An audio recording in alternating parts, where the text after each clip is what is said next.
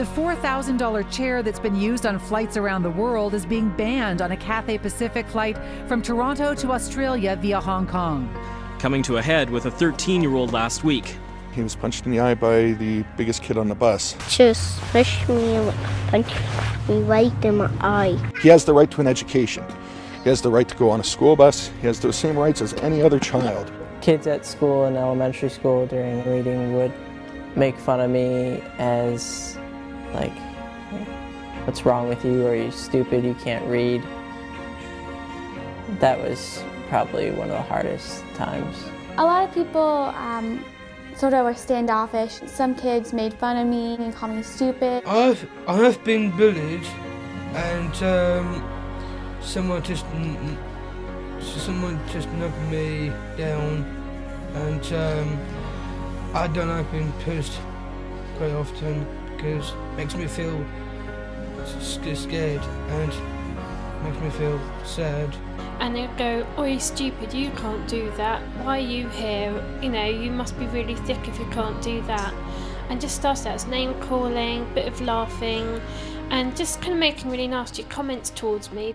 Wasn't as physically strong or able as them, so yeah, it made me a target. They used to pick on me, call me names, hit me, punch me, whatever they could to get a reaction. So I remember I came in and my teacher was talking to my mom in the hall, but she didn't know that I was overhearing it. And she told my mom that that I wasn't intelligent, that I would never graduate from high school, and that I wouldn't be able to go to college. And she just wanted her to understand that I was never going to be able to succeed. Nick, you're not good enough. Nick, just give up. Nick, you're never going to get a job. You won't get married. You can't even hold your wife's hand. What kind of a father are you going to be if you can't even pick up your kids when they're crying? At age 8, I thought that I should commit suicide. At age 10, I tried to drown myself in 6 inches or 15 centimeters of water in my home. I told my dad I just wanted to relax. But really, I wanted to end my life. I learnt to mask my autism and my true self because I was taught to by my parents and my teachers and my friends. I began to self-harm, and I tried to end my life repeatedly.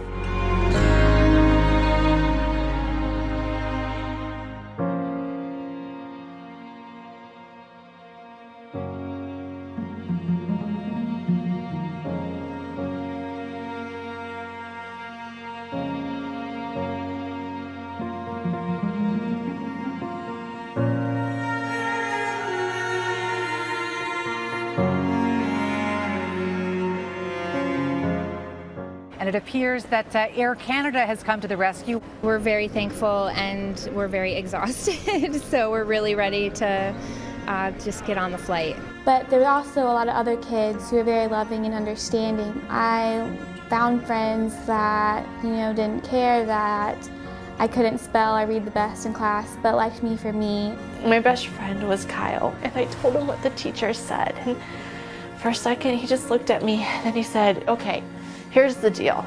She's not right. So you are going to graduate from high school. You're going to go to a top 25 college, and you are going to succeed." I did get to, I think it was the 3rd to the highest reading level. Honestly, I could have never done it without Kyle because he helped me a ton. So when I saw in my mind my mum and my dad and my brother crying at my grave if I went through with it, that one thought saved me. If my parents never told me that I was beautiful the way that I was, if my parents never told me that I was special and that I was loved, I wouldn't be here today. The point that I just wanted to get across, it's kindness.